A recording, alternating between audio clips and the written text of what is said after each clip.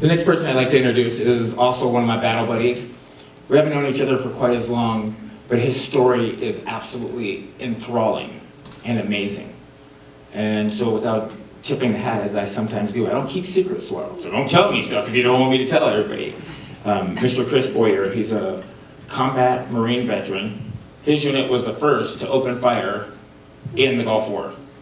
Mr. Chris Boyer.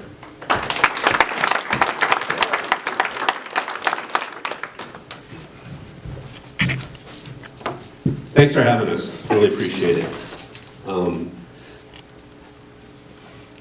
My name is Chris Boyer, and I just wanted to share with you some of my story and how Veterans Passport to Hope has directly made such a great impact in my life and so many veterans just like me. As a young man, I sought adventure and idolized the men in my family, nearly all of them being combat veterans. In that quest for adventure and against the will of my father, a two-tour combat Marine himself, in Vietnam, which ironically he just, as we speak, he's on an airplane to go back to Vietnam right now. He spends his winters there. Look forward to joining him someday. So I went to the recruiting station and signed up, envisioning medals, glory, exotic lands, and steady paycheck for blowing things to bits. The Marine Corps is good at promising that. I was unaware of the hardships to come. My dad never talked about that. I was ready to go. Models in my mind, like First to Fight, A Few the Proud, the Marines. The latest one used for recruiting sticks out in my mind, that changes forever. There was really no truer statement ever made. Everyone's seen The Matrix, right? Yeah. Where Morpheus offers Neo 2 pills, one blue, one red. Take the blue pill, everything goes on as normal. Take the red pill, you go down the rabbit hole. Well, I took the red pill. Life hasn't been the same since. January 20th, 1991, Arabian Desert, first Gulf War Operation Desert Storm. We took incoming fire from a enemy 122 millimeter rocket battalion. Our CO was definitely fired up and immediately began planning our counterattack. He's a pretty incredible guy. The next day we set off to do our job and really earn that paycheck. Highly unconventional mission, really never done before in Marine Corps history, especially by artillery. With no GPS, he led us 60 miles across the open desert to within 1,500 meters of the enemy battalion. That's pretty close. You can shout and hear something at that distance. 65 Marines against 600 or so enemy. Those poor bastards never stood a chance.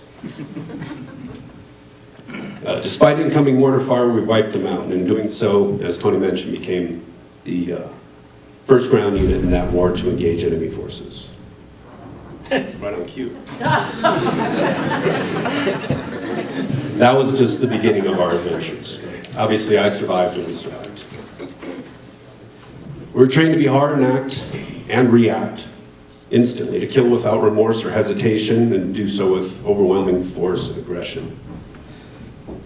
I became a disciplined, confident combat Marine and learned the true meaning of duty, honor, courage, and brotherhood. When you take the red pill, the change is forever. Then one day you're given your DD-214 and discharged from active duty, but you're not retrained or unprogrammed. Still a live grenade with only a little pin holding back a blast. So long and have a nice life, right? I got this. So years later, I was told that I had PTSD. Really? I knew there was something going on, but I really didn't know what that was or what it meant. So what is PTSD and how does it affect the life of a combat vet? Behavior issues. Behavior and language that is expected, necessary, in the highly aggressive alpha male pack that is a fighting unit, while in the barracks and on the battlefield is shocking and unacceptable to most in the civilian world. Lost jobs, shattered relationships, and the feeling of handcuffs are common among us. Anger, fight or flight instincts, flashbacks, insomnia, hypervigilance, alcohol and drug abuse, anxiety, depression, and suicide. On any given day, 20 to 22 veterans commit suicide. Most being middle-aged or older men. It's about 700 a month, 8,000 a year, almost 8,000 per year, and almost 80,000 over the last decade. So in a real sense, which is safer? Being back in the civilian world or on the battlefield? When you take the red pill, the change is forever. So on the battlefield, when a Marine is hurt, hit, or sick, the shout goes out for a corpsman. Those heroes with little or no regard for their own safety come charging to the rescue, get you patched up into the rear for treatment. In the civilian world, what does a vet do when he or she needs help? We call her civilian, we call her corpsman, of course. Veterans Passport to Hope, Eagle's Nest Ranch, who they support, and Elizabeth, and those big beautiful horses are my corpsmen. Freedom Service Dogs, who Veterans Passport to Hope also supports, are also my corpsmen. All of you who associate yourselves with veterans organizations are our corpsmen, and I thank God for each of you. Now let's be clear, there's no magic pill or one solution for a vet with PTSD. For me, the first step on the path to managing mine was to be 100% honest with myself. No excuses, no lies. Admit you have it, understand what it is, what the effects are, and then work hard to seek out and engage in every activity and resource you can to deal with it. For me, that means there are still more missions to accomplish where the stakes are still high and failure is not an option. I have two specific examples of how people like your support towards Veteran Passport to Hope have helped me and changed the lives of thousands of veterans in Colorado. Eagle's Nest Ranch, a direct recipient. 1,200 pounds of meat, bone, and muscle, a powerful animal that's always on guard for danger, ready to act by any means to survive, has a lot in common with a combat vet. Susie there at the ranch bonds us with the horse, and in that process, we understand the similarities between that beast and ourselves. The horses aren't cheap, so all the support that we gather is definitely well appreciated. The second is Freedom Service Dogs. They also, of course, receive support from Veterans Passport. For now, for me, that's a work in progress. I'm on their list for a dog. Yeah. I don't know if it's going to be as big as Devo over here. I don't have enough room for a horse or a half horse, but they're trying to get me exactly the perfect and appropriate dog, and come this time next year, I'll have a dog at my side.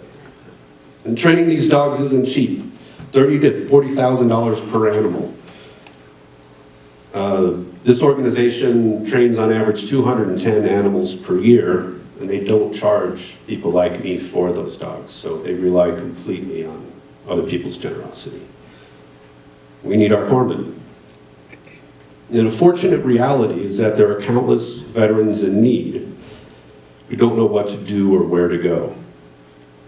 These men and women are in your workplace, they live in your neighborhood, they're in your circle of friends and in your family.